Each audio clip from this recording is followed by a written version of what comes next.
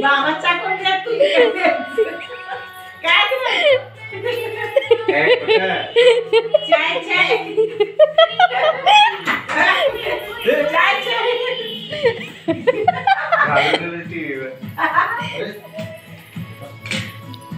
चाय चाय करायचं कितीला कप चहा कितीला कप चहा कॉफी कॉफी कसे कॉफी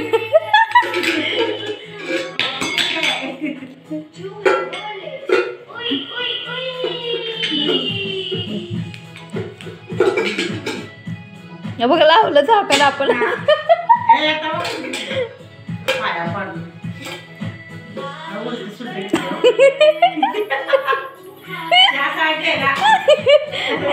काय करू रे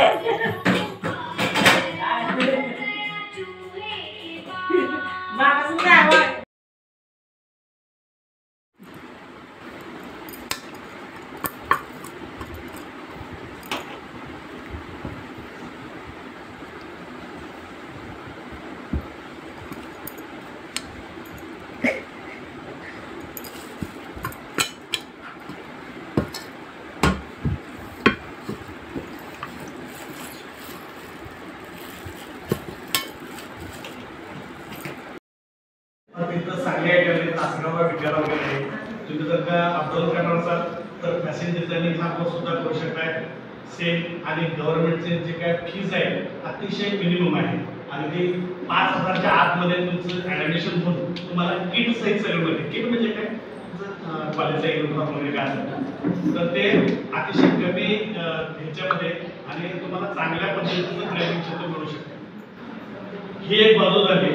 आणि अजून एक म्हणजे विश्वकर्मा योजना, तर त्या ह्याच्यातून तुम्ही ह्याच्यात भाग घेऊ शकता. म्हणजे 7th क्लास करणारे असतील मग आता त्या विभागातली लोक जसं आता हे मीटिंग अरेंज केले अशा पद्धतीचं ते काहीतरी ऑर्गनायझेशन ते करतात, माहिती देतात आणि तुम्हाला ट्रेनिंग देऊन ते तुम्हाला प्रोव्हाइड करतात. काय करतात की जी महिला 7th क्लास करते तर त्याला ते मशीन घेऊन देण्याचं त्याचं जे काय फंडिंग आहे ते गव्हर्नमेंटच्या अंडर त्याला तुमचे सगळे डॉक्युमेंट्स लागतात. डॉक्युमेंट्स म्हटलं की पहिल्यांदा आधार कार्ड हे तुमचं डोक्यात ठेवून जायचं कुठल्याही कामातून. आधार कार्ड ओळखपत्र आपलं पहिलं आणि त्याला अटॅच बँक डिटेल्स, त्याच्यामुळे हे सगळं कनेक्टिंग अशा पद्धतीनं असते. तर ह्या ज्या काही योजना आहेत तुम्हाला जर मिळवायच्या असतील तर मिळवण्यासाठी एक तर ऑनलाईन अर्ज भरावा लागतोय, नसेल तर एखादी संस्था आहे तिथं जाऊन आपण ते फॉर्म भरावं लागतंय. हे जवळपास सगळ्यांना माहीत आहे. ह्यात महिलांना हे पण माहीत असेल की सेवा केंद्र सर्वांना माहीत आहे जिथं आपण जाऊन सगळी माहिती घेऊ शकतोय. हे एक पहिला मुद्दा झाला. आता मी सांगत असताना काही आता SC ST महिला कॅटेगरीमधले असतील तर त्यांच्यासाठी मी कालच आमच्या कॉलेजमध्ये सुद्धा आम्ही अशा कॅटेगरीमधल्या लोकांना जे काय बेनिफिट्स मिळतात त्यासाठी आम्ही समाज कल्याण ऑफिस, आता समाज कल्याण ऑफिस जे आहे माधवनगरला जुना बुधवार जो आहे तिथं समाज कल्याणचं ऑफिस आहे. तर तिथले जे अधिकारी आहेत प्रत्येक कॅटेगरीतलं ऑफिस तिथं नेमून दिलेलं आहे. तर त्या SC असेल ST असेल OBC असेल किंवा ओपन असेल किंवा दिव्यांग असतील तर यांच्यासाठी वेगवेगळं ऑफिस तिथं डिपार्टमेंट आहे. तर त्या डिपार्टमेंट थ्रू जवळपास 400 योजना तिथं राबवल्या जातात. आता ह्या गोष्टी आपल्याला माहित नाही. आता मी तुम्हाला सांगायला लागलोय, आता काही जणांच्या मनात प्रश्न आला असेल की सर आता समाज कल्याण ऑफिस कुठं आलं तर काय करायचं, कोणाला लोन भेटायचं. साधं लॉजिक आहे. आपण एखादं फॉर्म भरत असताना किंवा एखाद्या ठिकाणी आता लाडकी बहीण योजनेचं तुम्हाला उदाहरण देतो मी की अंगणवाडी सेविकाने तुमचं फॉर्म काही लोकांनी भरायला घेतलं किंवा काही ज्या महिला ऍक्टिव्ह असतील त्यांनी स्वतः मोबाईलवर सुद्धा अर्ज भरला असेल. त्याच्यात मला सांगा कुठलंही एखादी संकल्पना असेल तर तिथं काय असतं, एक तर तुमचा पर्सनल डाटा असतोय, नाहीतर तुमचे काय असेल ते बँक डिटेल्स असतील किंवा आधार असतील, ह्याच्या पलीकडे दुसरं काही नसतं. पण आपण काय करतोय ते एजंटला बाबा तू 100 रुपये घे आणि माझा फॉर्म भरून टाक, कारण आपण डोकं लावतच नाही आणि इथं आपण कमी पडतो. आज अशा कितीतरी योजना आहेत जो एजंट मधले पैसे खातोय आणि आपण मात्र तेवढंच मिळालं एवढंच आहे म्हणून आपण कधीच त्या खोलात जाण्याचा प्रयत्न करतो. तर तुम्ही जागरूक व्हा असं मला म्हणायचं आहे. आज महिला सुद्धा सक्षम आहे. आज तुम्ही स्वतःला असं कुठंतरी उघडलं असेल तुमच्या मनात की मी काय करू शकतोय, तर असं नाही आहे. म्हणजे उघडलं किंवा वेड्याने इतिहास घडवला, वेड्यानेच इतिहास घडवला, शाने असंच बसले, असा आपल्या एक मोठा इतिहास आहे. त्याच्या वेगळं काय नसते, तुमचं नाव असते, आधार असते, बँक डिटेल्स असतात, इव्हन एखादं जास्त लागलं तर पॅन कार्ड लागलं, त्याच्या प्रिंट काय लागेल ते एवढे डॉक्युमेंट स्वतःला भरलं तर आपण काय करतोय, ते एजंटवर डिपेंड राहतोय आणि आपण हे बाबा 500 करत मला आणून दे प्रत्येकाला, पण आपण पुढं काय करलंय हे आपल्याला कोणालाच माहित नसते. तर हे जागरूक व्हा. तर हा एक मुद्दा मला तुम्हाला सांगायचं होतं. आणि आणखी एक कालच मी समाज कल्याण ऑफिसचे कुंभार साहेब म्हणून आहे, जे आमच्या कॉलेजमध्ये सुद्धा ते कार्यक्रम अरेंज करतात आणि आमच्यातले जे काही विद्यार्थी असतील कॅटेगरीमध्ये त्यांना माहिती देतात. आता दिव्यांगासाठी सुद्धा भरपूर योजना आहे. आता तुमच्या तिथं कोण तसं नाही आहे, तर तुमचे कोण एखादे जवळचे असतील तर त्यांना सांगा. परत कसं आहे माहिती आहे काय, आपण फक्त आपलं बघायचं नाही. समजा शेजारचं एखादं कल्याण असेल तर त्याला देखील तुम्ही सांगा. तर समाज कल्याण ऑफिस मधले आता जसं मी सांगितलं की प्रत्येक कास्ट वाईज तिथं ऑफिस आहे.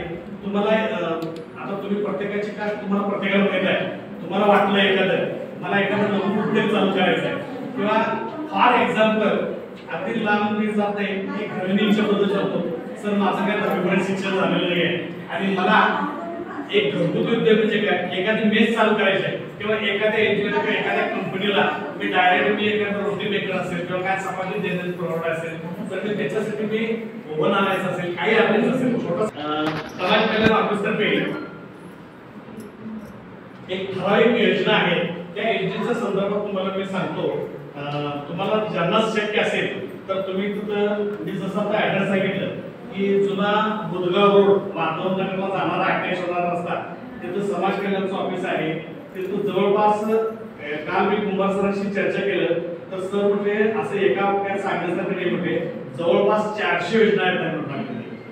म्हणजे अगदी महिला असतील, पुरुष वर्ग असेल, विद्यार्थी असेल, तर त्याला एखादं काही योजना घ्यायचं असेल तर त्याला कुठल्या पद्धतीचं काय काय द्यायला लागते या सगळ्या योजनांचं त्यांनी डिटेली सगळं मांडलेलं आहे, केलेलं आहे. किंवा महिला म्हणजे तुमच्यातल्या कुणी एखादी 10वी झाली असेल तर 10वी नंतर महिलांना काय काय लागणारे डॉक्युमेंट्स असतील किंवा त्यांना जर का फंडिंग अवेलेबल करून घ्यायचं असेल तर पहिलं त्यांनी जसं तुम्हाला सांगितलं आधार आणि बँक तुमचा अटॅच पाहिजेच आणि तुमची जी काही कागदपत्र असेल, समजा तुमचा एखादा बिझनेस तुम्हाला चालू करायचा आहे तर त्या बिझनेससाठी पहिल्यांदा तुम्हाला जागा बघावी लागेल.